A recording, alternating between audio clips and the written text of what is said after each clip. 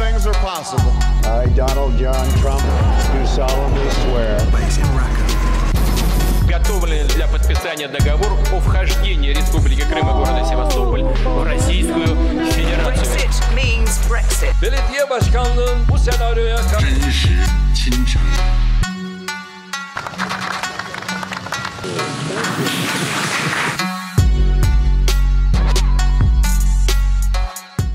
ერთიანი ევროპული არმიის შექმნის იდეა.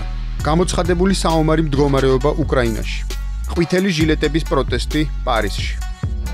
ბუენოს-აირესში დიდი ოცეულის სამიტი მიმდინარეობს. სამიტის ერთ-ერთი მთავარი თემა გლობალური უსაფრთხოებაა, რის ფარგლებშიც დასავლური ქვეყნების ლიდერებმა ვლადიმერ პუტინს მოუწოდეს შეწყვიტოს დესტაბილიზაცია უკრაინაში. ცნობილია, რომ უკრაინაში გამწვევებული ვითარების გამო აღარ გაიმართება სამიტის ფარგლებში დაგეგმილი შეხვედრა დონალდ ტრამპსა და ვლადიმერ პუტინს შორის.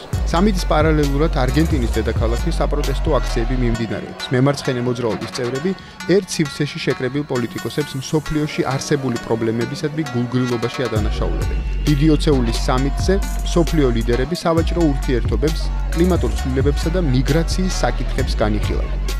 ვერმონტის შტატის დემოკრატი სენატორი ბერნი სანდერსი ამერიკის შეერთებული შტატების პრეზიდენტს მოუწოდებს შეუწყვიტოს დაფინანსება საუდის არაბეთს. მან ოფიციალურ ერიად დესპოტური რეჟიმი უწოდა და სამხედრო დანაშაულში დასდო ბრალი. საუდის არაბეთი ამერიკის დაფინანსებით იემენში ბავშვებს ხოცავს. ამ სიტყვებით მიმართა დემოკრატმა სენატორმა შეერთებული შტატების სენატს.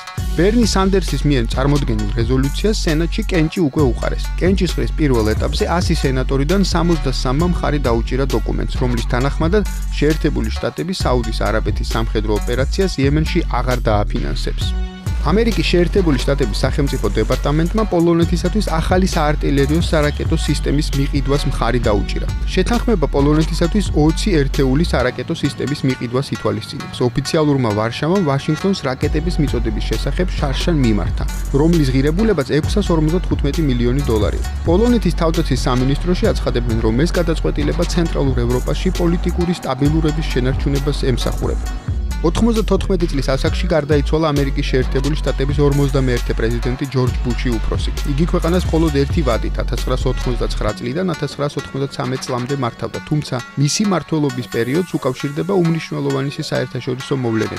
საბჭოთა კავშირის დანგრევა, რომლის შედეგადაც ამერიკის შეერთებული შტატები ერთადერთ სუპერსახელმწიფოდ გამოცხადდა გლობალურ არენაზე და 100 დღიანი ომი ერაყში. ჯორჯ ბუშის ინიციატივით შექმნილმა კოალიციამ მაშინ აიძულა ერაყელი დიქტატორი სადამ ჰუსეინი დაეტოვებინა ქუვეითი, რომელშიც ის შეიჭრა. ძირითადად საგარეო პოლიტიკაზე ორიენტირებამ განსაზღვრა ის, რომ ჯორჯ ბუშმა მეორე ვადით გამარჯვება ვერ მოახერხა. მოგესალმებით, ეს 52 პარალელია, მე გიორგი გვიმრაძე. საფრანგეთის პრეზიდენტი ემანუელ მაკრონი უკვე 1 წელია ლობირებს ერთიანი ევროპული არმიის შექმნის იდეას.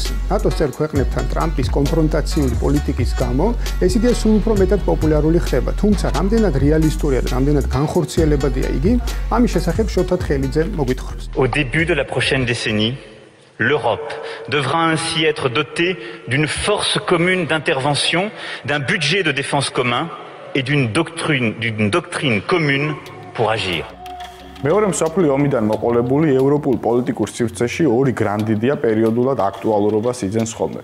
პირველი მათგანი ევროპული ფედერციის, ხოლო მეორე ევროპული არმიის ჩამოყალიბებაა. თუკი ბოლო ათწლეულში განვითარებულმა მოვლენებმა ფედერალიზმის იდეა თაროზე შემოდო, სამაგიეროდ ევროპული არმიის ჩამოყალიბება კვლავ დღის წესრიგში დააბრუნა. ამჯერად იდეის მთავარი აპოლოგეტი საფრანგეთის პრეზიდენტი ემანუელ მაკრონია. ევროპაში უსაფრთხოების კუთხით ორი ძირითადი პარადიგმა არსებობს: შარლ დე გოლისეული ეგრეთ წოდებული გოლისტური ხედვა და ატლანტიციზმი. პირველი მათგანი ევროპის შეერთებული შტატებისგან დამოუკიდებელ თავდაცვით სივრცეთ ჩამოყალიბებას გულისხმობს, ხოლო მეორე შეერთებულ შტატებს ევროპული უსაფრთხოების მთავარ გარანტორად მოიაზრებს. როგორც ცივი ომის, ასევე მისმა შემდგომმა პერიოდმა აჩვენა, რომ ატლანტიციზმის პარადიგმა ევროპაში უპირობოდ დომინანტურ ხედვად ჩამოყალიბდა. მაგრამ შეერთებულ შტატებში დონალდ ტრამპის, ხოლო საფრანგეთში ემანუელ მაკრონის გაპრეზიდენტებით იწყება ამ პარადიგმის გრადუალური რევიზია. ევროპული არმიის იდეის დღის წესრიგში კვლავ დაბრუნება დასავლეთ ნახევარსფეროში მომხდარმა საკვანძო მოვლენათა მთელმა კასკადმა განაპირობა. იდეის გაცოცხლების პირველი გამაღიზიანებლები 2014 წელს რუსეთის მიერ აღმოსავლეთ უკრაინაში სეპარატისტული მოძრაობების მხარდაჭერით და ყირიმის ანექსიით უკრაინის ტერიტორიული მთლიანობის დარღვევა, ხოლო 2015-16 წლებში აღმოსავლეთიდან წამოსული მასშტაბური მიგრაციული ტალღები გახდნენ.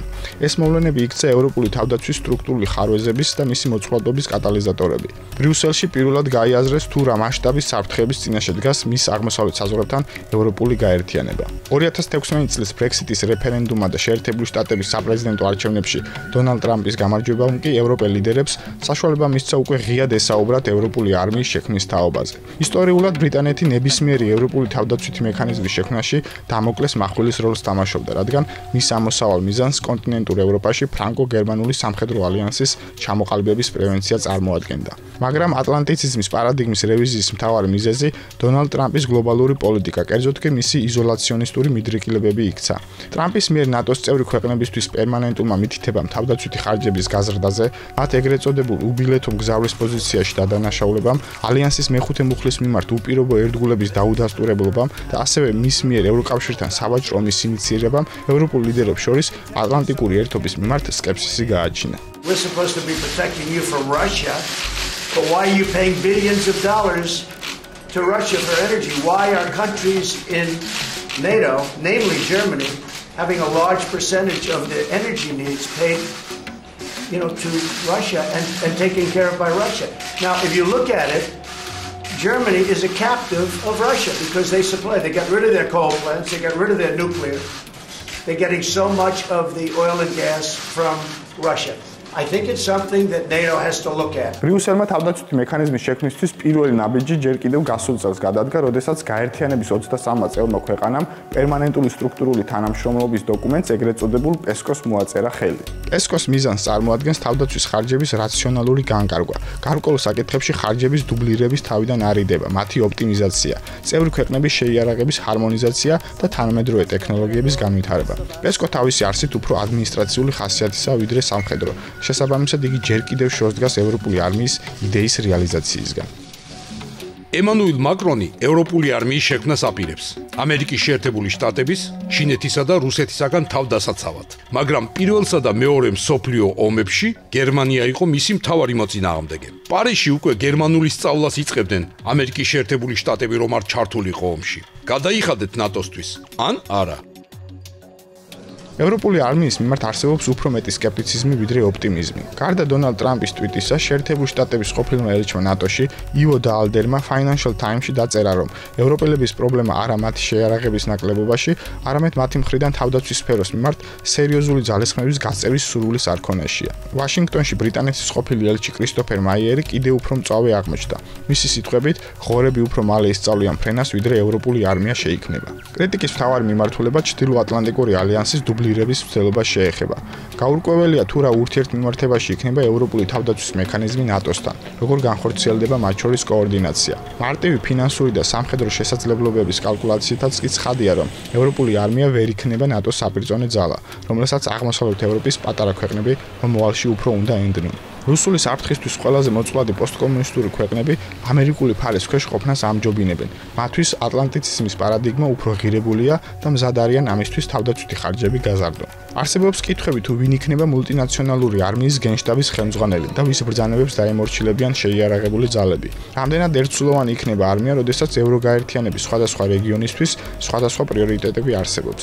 აღმოსავლეთ ევროპისთვის რუსული საფრთხის შეკავება, სამხრეთ ევროპისთვის მიგრაციული ტალღების რეგულირება, ხოლო დასავლეთ ევროპისთვის ტერორიზმის და კიბერშეტევების პრევენცია. მაკრონის ევროპული საინტერვენციო ძალების შექმნის ინიციატივა ევროპული უსაფრთხოების კონცეფციის გადახედვაცაა. თუ კი აქამდე ევროპა უსაფრთხოებისთვის რბილ ძალას ანიჭებდა უპირატესობას, რომ იგი სამოქალაქო სუპერძალას წარმოადგენდა, რომელიც გლობალურ ეკონომიკაში ჩართულობით, აქტიური დიპლომატიითა და ჰუმანიტარული დახმარებით გლობალურ საფრთხეებს ანეიტრალებდა, მაკრონის ხედვით, მულტიპოლარული საერთაშორისო წესრიგისკენ მიმავალ მსოფლიოში ევროკავშირის საკუთარი ხისტი პროფილის, ანუ სამხედრო კომპონენტის გაძლიერებაც მოუწევს. ევროპაში მზარდი ევროსკეპტიკური და ნაციონალისტური განწყობების ფონზე რთულად წარმოსადგენია, რომ წევრმა ქვეყნებმა საკუთარი სუვერენულობის ყველაზე ძლიერი მახასიათებლის ეროვნული თავდაცვის ბრიუსელზე დელეგირება მოახდინონ. დასავლეთში მიიჩნევენ, რომ ევროპული არმიის შექმნა ახალი ველოსიპედის გამოგონების მცდელობაა, რამაც შესაძლოა შეერთებულ შტატებს ევროპის საბოლოო დატოვებისკენ უბიძგოს. შესაბამისად, ევროპული უსაფრთხოება არათუ გაძლიერდეს, არამედ კიდევ უფრო მყიფე გახდეს. Aber wir sollten, das sage ich sehr bewusst auch aus der Entwicklung der letzten Jahre, wir sollten an der Vision arbeiten, eines Tages auch eine echte europäische Armee zu schaffen. Jean-Claude Juncker.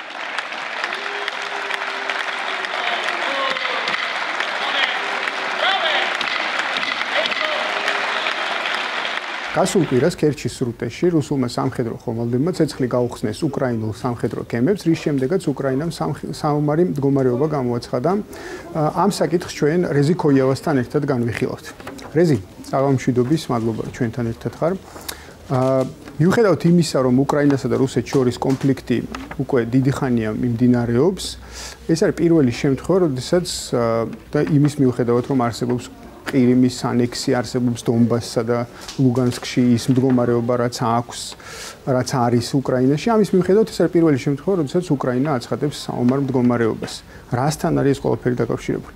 დიდი ეჭვები გამოიწვია უკრაინის მხრიდან საომარ მდგომარეობის გამოცხადებამ, იმიტომ რომ სწორად აღნიშნა, რომ ყირიმის ანექსიის დროს არ გამოცხადებულა საომარ მდგომარეობა არ გამოცხადდა, საომარ მდგომარეობა დონბასის გამოც, მიუხედავად იმისა, რომ იქ დიდი შეტაკებები იყო, მაგალითად ელავაისკთან, დებალცევოსთან.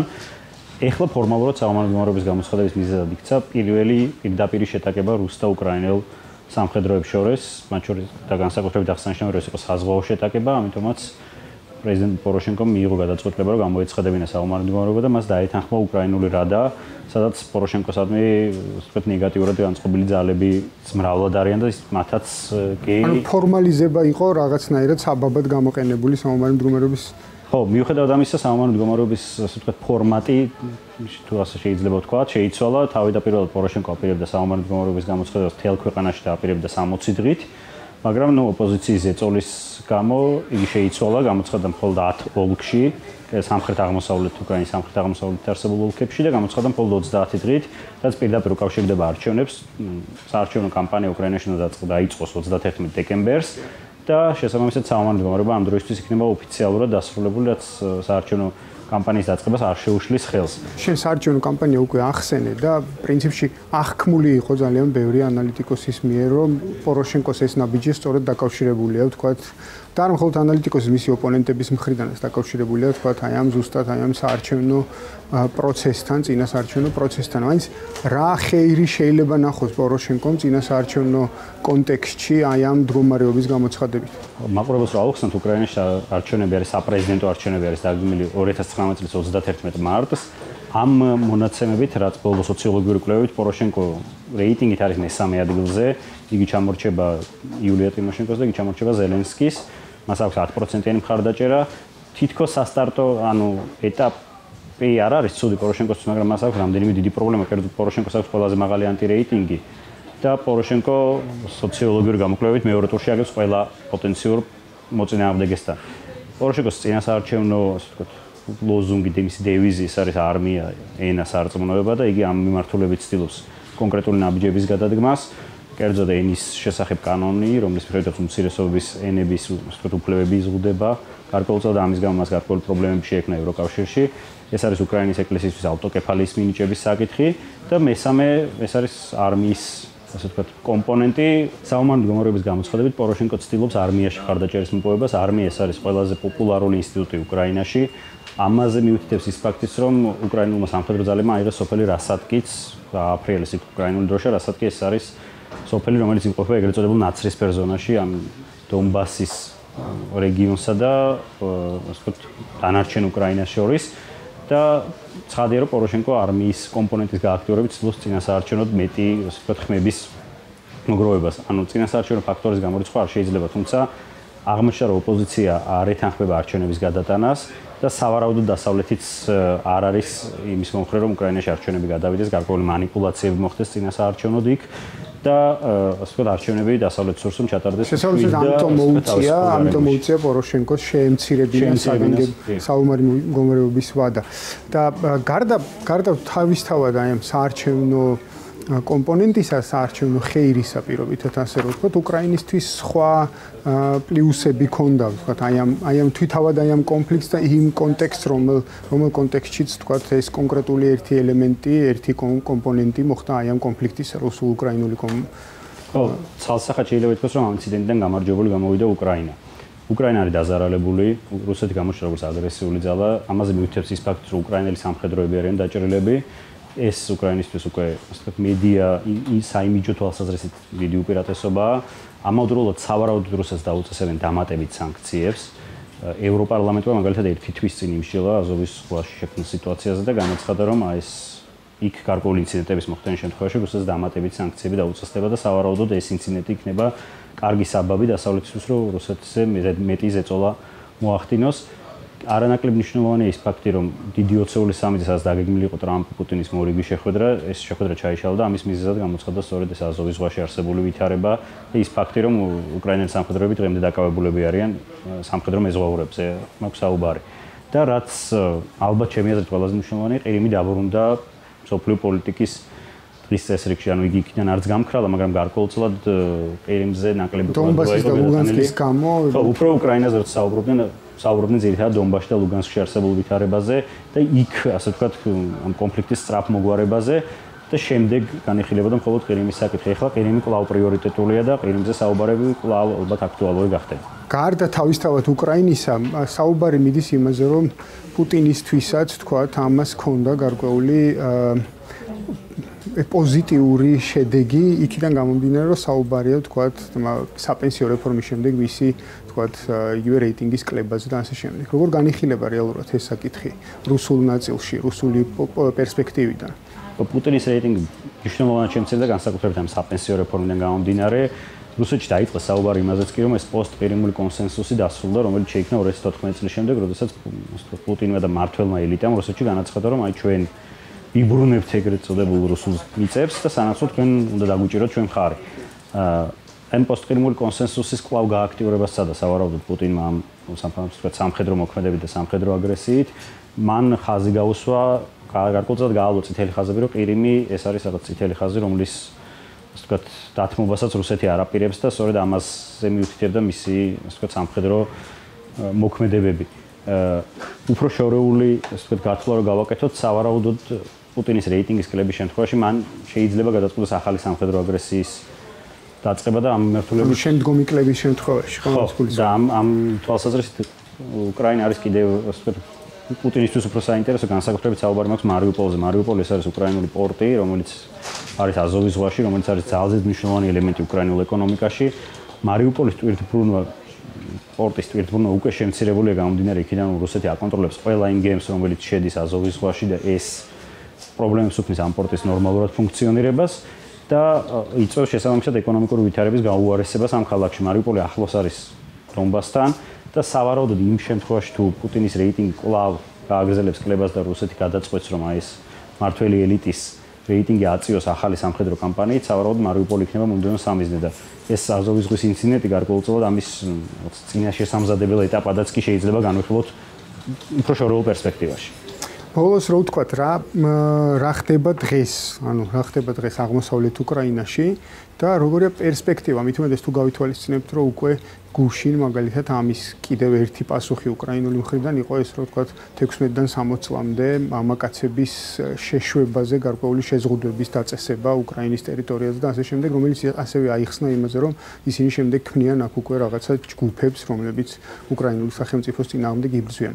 რა არის პერსპექტივა, რა ვითარება არის ადგილზე და როგორ შეიძლება ის განვითარდეს? ანუ წინასაარჩევნოთ რომ რიტორიკა მკვეთრად ანტირუსულია, გარდა ვთქვათ, მკვეთრად გამოკვეთილი პრორუსული ძალებისა, ეს ცალსახმარ არჩევნების შემდეგ რა შეიძლება ველოდოთ პირობით? რუსულ-უკრაინულ ურთიერთობებში ამ ეტაპზე შექმნილია ძალზედ უცნაური სიტუაცია ჩემი აზრით.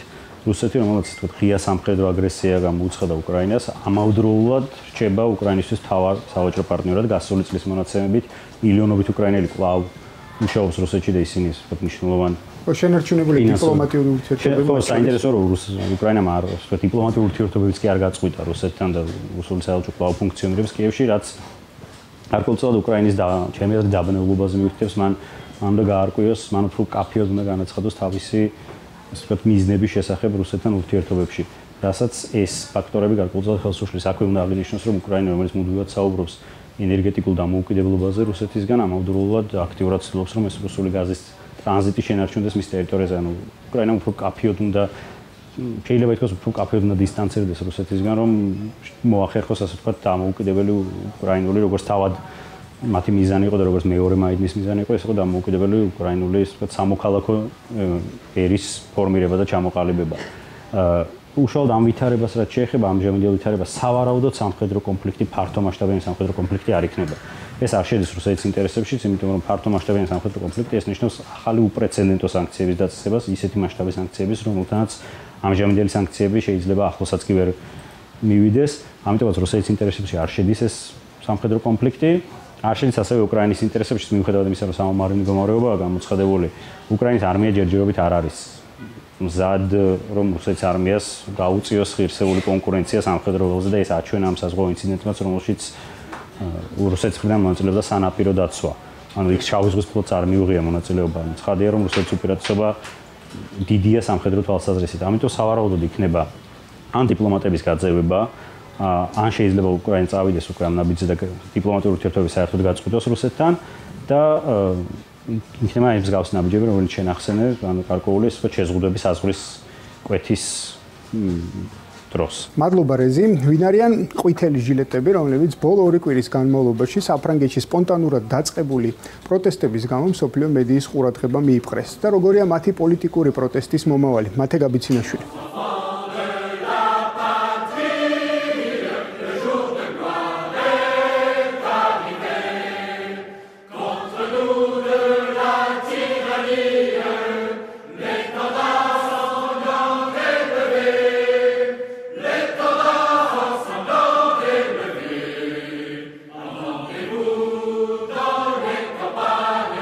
ბოლო რამდენიმე კვირა საფრანგეთი მასობრივმა საპროტესტო აქციებმა მოიცვა, რომლის მიზეზიც პრეზიდენტ მაკრონის მიერ საწვავზე გაზრდილი გადასახადებია. ქვეყნის მასშტაბით 300,000-მდე მოქალაქემ მიიღო მონაწილეობა აქციებში, რომელიც ყვითელი ჟილეტების სახელით გახდა ცნობილი. ყვითელი ჟილეტი ფრანგი მძღოლების აუცილებელი ატრიბუტია. ფრანგული კანონმდებლობით მძღოლები ვალდებულნი არიან ავტომობილში თან იქონიონ ყვითელი ჟილეტი, რათა ავარიულ შემთხვევებისას მათი უსაფრთხოება იქნას დაცული. მიმდინარე წელს მაკრონმა სათბური გაზების შემცირების მიზნით და კლიმატის ცვლილებასთან ბრძოლის მოტივით ნახშირბადის დიოქსიდზე გადასახადის გაზრდა დაანონსა.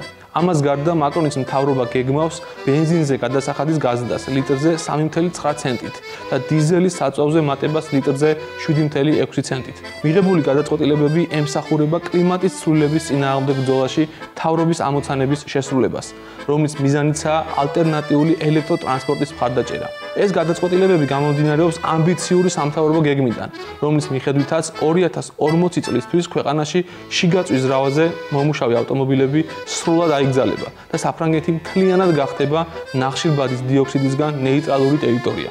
გამოკითხვები აჩვენებს, რომ პროტესტს მხარს მოსახლეობის 80% უჭერს. მაკრონის გეგმა განსაკუთრებით არაპოპულარულია გარეუბნებსა და სოფლის ტიპის დასახლებებში. ცხადია ისიც, რომ დიდი ქალაქების გარეთ სატრანსპორტო საშუალებები არც ისე ბევრია. გამოკითხვები აჩვენებს, რომ ფრანგების დაახლოებით 1/3-ზე მეტი ძლიერაა დამოკიდებული თავიანთ მანქანებზე. უფრო მეტით, სოციალური გადასახადი, რომლის ნაწილიც სწორედ ეს გადასახადებია, არ აფინანსებს სახელმწიფო სერვისებს ამ დასახლებებში, როგორც ეს ადრე ხდებოდა. მიუხედავად იმისა, რომ მსოფლიოში ნავთობის ფას მზარდი დინამიკა გააჩნია, საფრანგეთში მაინც თვლიან, რომ მაკრონის ეგრეთ წოდებული მწვანე გადასახადები უფრო მეტად ამძიმებს სიტუაციას და ეს უსამართლოს ჯიშს ხარით ფენას. პრეზიდენტ მაკრონმა რამდენიმე დღის წინ არასამთავრობო ორგანიზაციების, პროფკავშირებისა და გარემოს დაცვითი ასოციაციების წინაშე წარმოთქმულ სიტყვაში ყურადღება გაამახვილა მისი გადაწყვეტილების ისტორიაზე. მისი თქმით, შეუძლებელია მოქალაქეებმა მოითხოვონ გადასახადების შემცირება და ამავე დროს მოითხოვონ უკეთესი საჯარო სერვისები. You can't be pro-environment on Monday and on Tuesday denounce the rise of fuel prices. You can't vote on a carbon tax a few years ago and now stand against the rise of fuel prices. May I remind you that this tax was voted on in 2009, 2014 and 2015 with the support of many politicians of different affiliations. თუმცა ის მაინც თვლის, რომ მოქალაქეთა პროტესტი ლეგიტიმურია, რადგან ის მძიმედ დააწვება ღარიბ მოსახლეობას. ამიტომ მაკრონმა გაბრაზებულ მოქალაქეებს შესთავაზა ყოველ 3 თვეში ერთხელ მომხდარიყო საწვავზე ფასების კორექტირება, რათა ფრანგული ფასები ადეკვატური ყოფილიყო ნავთობზე მსოფლიო ფასების დინამიკისა. მიმდინარე მოვლენების შეფასებისას არაერთი პარალელი გაივლო. მაგალითად, ზოგს შუა საუკუნეების ფრანგი გლეხების ხანმოკლე და არაორგანიზებული აჯანყება გაახსენდა, რომელიც ჟაკერია სახელითაა ცნობილი და რომელმაც ძალიან უმნიშვნელო პოლიტიკური გავლენა დატოვა. En fait, oui, je pense que ce mouvement relève de la jacquerie. La première des grandes jacqueries, ça a été extrêmement violent, c'était en 1358. Et il y avait à la fois les défaites militaires de Crécy, de Poitiers, les grandes compagnies qui dévastaient les campagnes, l'insécurité, la crise économique, et puis aussi une vague d'impôts. Et on a eu une vague de violence épouvantable. Et ces mouvements, ensuite, ont connu des répétitions régulières dans l'histoire, sous Richelieu, sous la Fronde et sous la Révolution. Donc je crois que nous avons affaire à une jacquerie avec cette spécificité que c'est la première jacquerie numérique. Et donc qu'est-ce que c'est qu'une jacquerie? Eh bien ce sont les citoyens de base qui, sans leader au départ, sans vrai projet, mais se mobilisent pour protester, éventuellement par la violence. Et évidemment, il faut espérer que ce ne sera pas le cas en l'espèce. ზოგმაკი ეს პროტესტი პუჟადისტების 1950 წლის ანტისაგადასახადო მოძრაობას შეადარა, რომელსაც სათავეში საფრანგეთის საშუალო ფენის ყველაზე რეაქციონერი ნაწილი ედგა და მათი მოძრაობა დაკავშირებული იყო ფრანგი პოპულისტი პოლიტიკოსის პიერ პუჟადის სახელთან. C'est toi le raciste puisque tu n'as pas voulu te mélanger. Tu es venu te mettre dans la communauté française. Tu es venu profiter de la communauté française, de tout ce qu'elle t'a apporté, de cette générosité. Tu en as profité, tu t'es enrichi, tu t'es développé et tu es resté là dans ta secte. გამოჩნდნენ ისეთებიც, რომლებიც ყვითელი ჟილეტების პროტესტს ამერიკის Tea Party-ს მოძრაობასთან აიგივებს, რომელსაც პრეზიდენტ ობამას დროს ჰქონდა ადგილი. ეს შედარება განსაკუთრებით არასამართლიანია, რადგანაც როგორც ცნობილი სოციოლოგი და ანტისაგადასახადო აჯანყებების შესახებ საინტერესო წიგნის ავტორი ალექსის შპაიერი აღნიშნავს, ყვითელი ჟილეტები კი არ მოუწოდებენ სახელმწიფოს უკან დაიხიოს სამოქალაქო ცხოვრებისგან, არამედ პირიქით, ისინი ითხოვენ სახელმწიფოსგან უფრო სამართლიან მოქმედებას და ქუჩებში საჯარო სერვისის შემცირების წინააღმდეგ გამოდიან. საფრანგეთი გახლავთ ქვეყანა, სადაც თითქმის ყოველთვის დემონსტრაცია დაკავშირებულია რომელიმე პოლიტიკურ ძალასთან ან პროფკავშირებთან. თუმცა სხვებისგან განსხვავებით ყვითელი ჟილეტების დემონსტრაციებს არ ყავდათ კონკრეტული პოლიტიკოსი ლიდერი. ისინი თვითორგანიზებულ მოძრაობას წარმოადგენდნენ ყოველგვარი ორგანიზაციული სტრუქტურის გარეშე. ბოლო პერიოდის საპროტესტო აქციებში მონაწილეობას იღებდნენ როგორც რადიკალი მემარცხენეები, ასევე რადიკალი მემარჯვენეებიც. ამ ერთმანეთისგან სრულად განსხვავებული ხალხის ასეთი კოოპერაცია მიუთითებს იმაზე, რომ მაკრონის მცდელობა მოქალაქეებისთვის პოლიტიკოსებისადმი წმენა დაებრუნებინა წარუმატებელი აღმოჩნდა. უბრალო ხალხსა და ელიტას შორის არსებული ღრმა უფსკული კვლავ დიდია. ეს დემონსტრანტები წარმოადგენენ სოციალურ ფენას, რომლებიც განეკუთვნებიან შრომელთა კლასს. ისინი ფიქრობენ, რომ მთავრობა ქვეყნის ეკონომიკური პრობლემების მოგვარებას მათ ხარჯზე ცდილობს. იმ ვითარებაში, ოდესაც მათ ეზრდებათ გადასახადები, პარალელურად მდიდართა კლასი არაერთი საგადასახადო შეღავათებით სარგებლობს და ასევე ისინი მაკრონს დიდი ხანია უკვე ადანაშაულებენ პოლიტიკურ ფლირტში მაღალ კლასთან. Politics organized a legal corruption. A lot of law that makes possible to corrupt. Privatization? It's a legal corruption. So it's a legal corruption. This is what's happening. Legal. Same in the United States. The poor people pay taxes, the rich no taxes. So the rich don't pay any taxes. მთავრობამ რადიკალი ულტრამემარჯვენეები დაადანაშაულა აქციების დროს გამოვლენილ ძალადობრივ ქმედებებში, მაგრამ არსებობს უამრავი მშვიდობიანი დემონსტრანტი ბარიკადესა და სახლებში, რომლებიც მხარდაჭერას უცხადებენ მოძრაობას. ჩემი აზრით, ამ მოძრაობის მრავალფეროვნება, ერთგვარი იდეოლოგიური სიჭრელე და დემოკრატიულობა მისი ძლიერი მხარია, თუმცა ჯერ კიდევ ბუნდოვანია ამ მოძრაობის პოლიტიკური მომავალი, რომელიც დაუკავშირდება თავად საზოგადოების ტრანსფორმაციას და შექმნილი ვითარებიდან გამოსავალს სწორედ ამ დიდ კონტექსტში იპოვის. 5 familles détiennent le monde. Rothschild, Rockefeller, Morgan, Sage, Soros. OK? Ils détiennent le monde, l'argent.